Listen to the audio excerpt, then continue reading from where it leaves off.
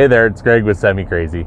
Here's a video we took a little while back on the walkthrough the outside of my truck. It's helpful for anybody out there with a new truck that's got emissions on it.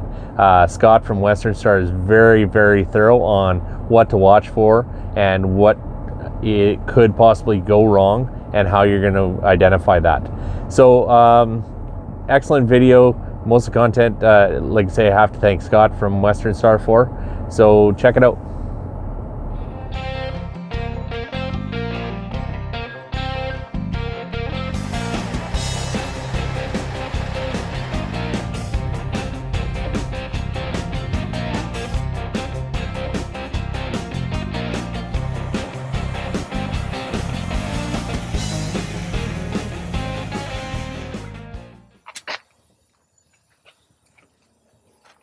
So we'll talk more about under the hood as far as like a daily inspection. Most important thing on this side is Egr system.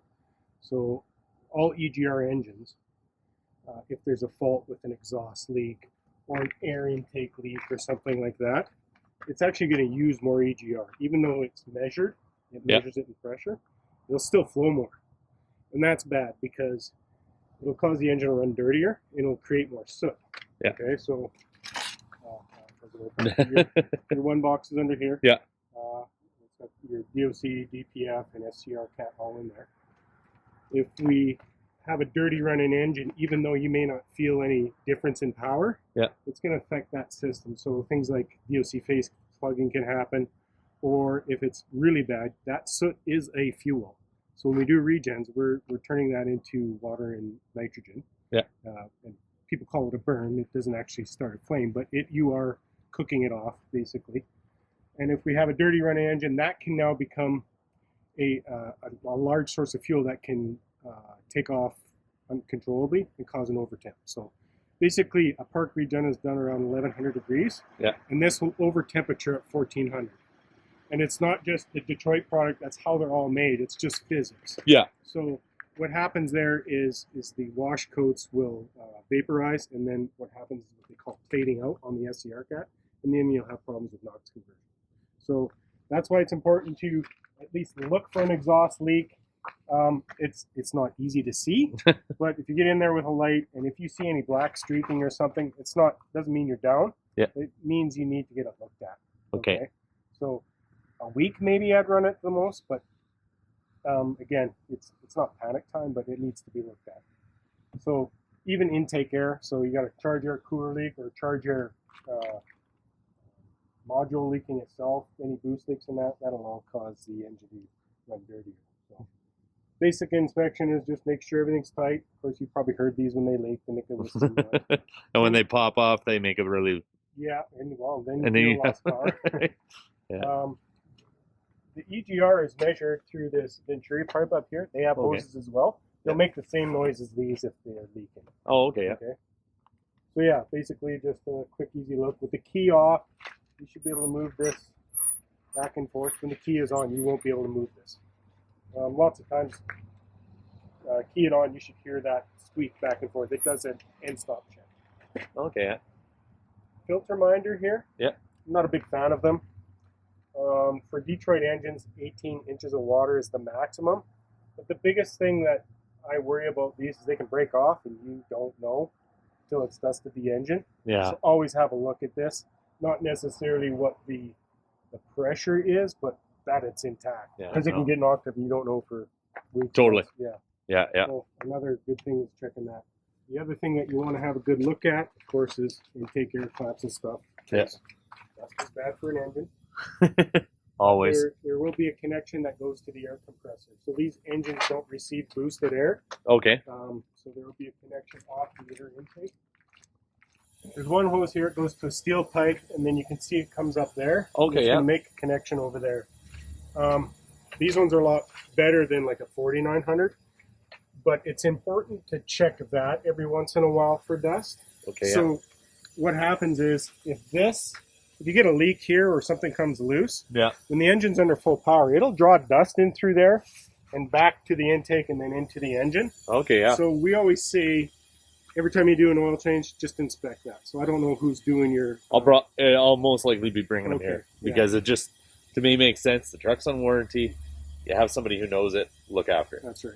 Not bad. This one you can reach. You can at least give it a tug and make sure it's connected. Yeah. So that it doesn't breathe any dust through there. Fuel system. So there's 2 fuel filters here. This one's full of fuel, probably because maybe this thing probably doesn't have any miles on it. But when the fuel reaches that line where it is now, that's when you change this filter. This thing isn't ready for a filter change. It's probably going to pull that down. Okay? Yeah. But some guys change this filter every time the filters are changed, and it may be the fuel level might be there. You've only used half the filter. So when it gets to the line, it's not a panic, but that's the time to change the filter. If you do run it out of fuel, or let's say there's a problem with the fuel system, you can take this cap off and literally just fill it with fuel. That way it gets drawn to the pump quite quickly. Oh, that's good to know. Yeah. Save you pumping it or cranking. Yeah, because there is no primer on these anymore. There is right here. Oh, okay. Primer. It's just like an old cat, so you thread it. Oh, that's a good deal because I know the newer Cummins didn't have them anymore. Yeah, but they have an electric pump. Oh yeah. Yeah, when you key on, it'll pump electrically. It still takes a long time. Yeah. Yeah. But the purpose of this is actually just for filter changing. If you run it out of fuel, it's a very small displacement.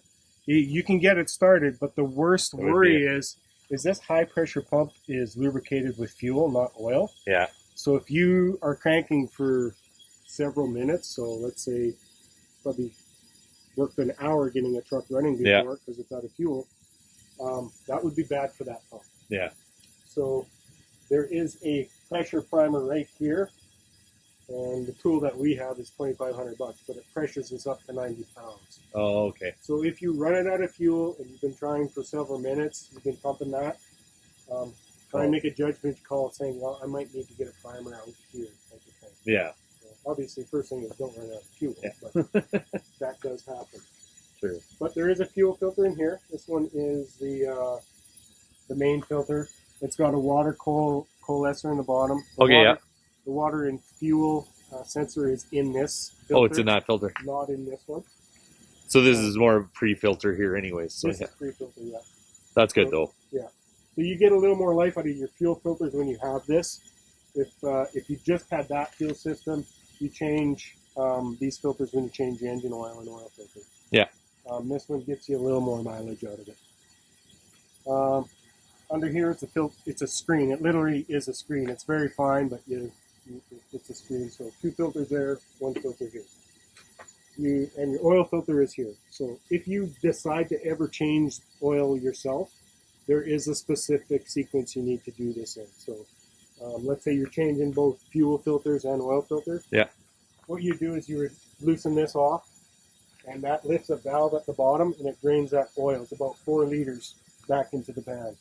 So when you think you've already got it gone, that has to be. And you don't want to change the oil in the pan and then come out here because that dirty oil goes in the pan. So first thing is just take this off, let that oil drain. Yeah. Drain the oil in your pan.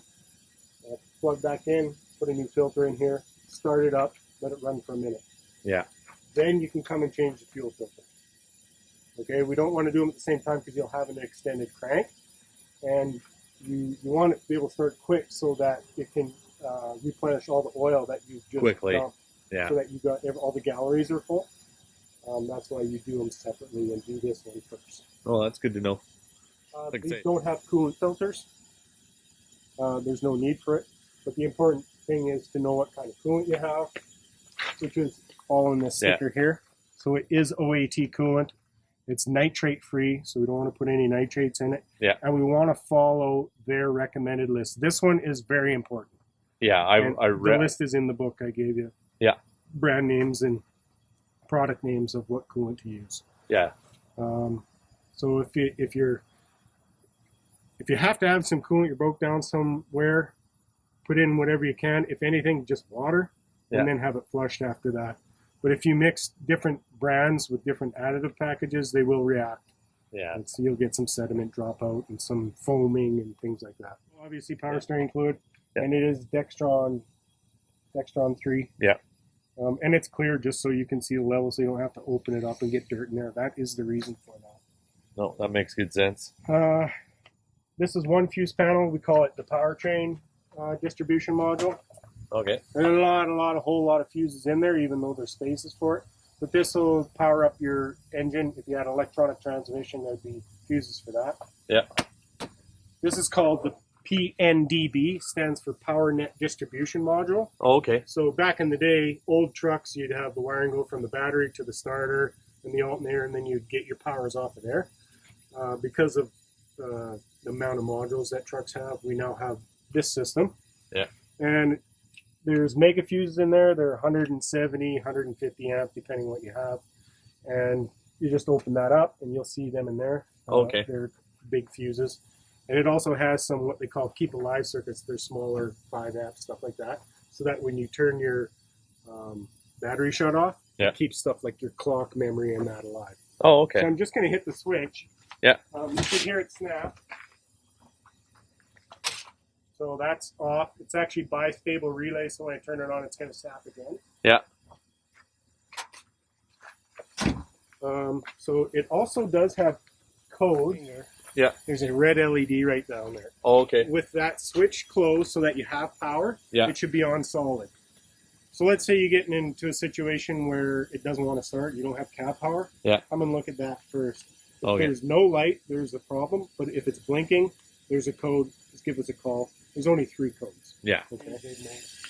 You also have 2 more fuse panels beside the glove box. Oh, yeah. So just to this side of the glove box, there's 2 fuse panels in there. The same as they've been for a long time. Yeah, yeah. They're well, not in this truck. This No. is a 5700, so It's a little different. they're in the same spot, but they're a lot different. Okay. There's also a low voltage disconnect in there. Yeah.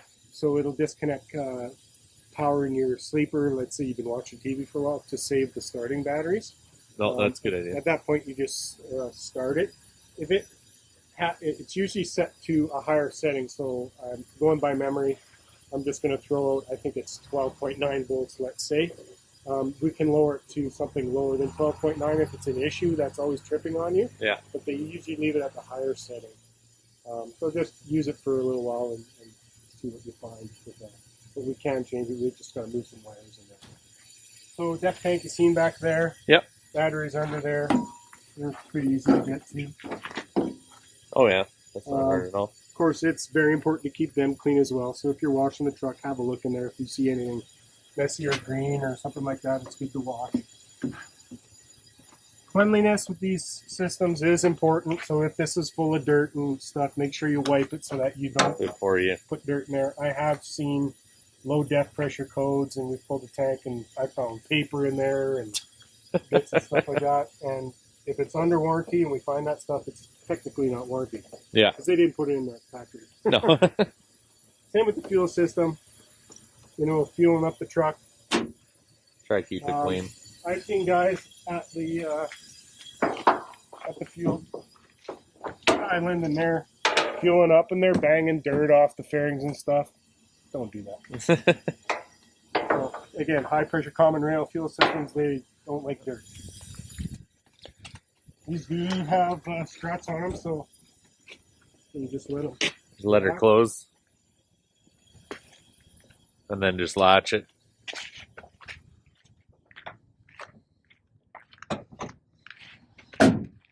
There's an LED type light that goes around there. Yeah. That comes on when you key on. There is a fuse for it, just for that lamp. Okay, yeah. So if you see them out, Check the fuses. Okay, we'll go inside. Yeah, sure.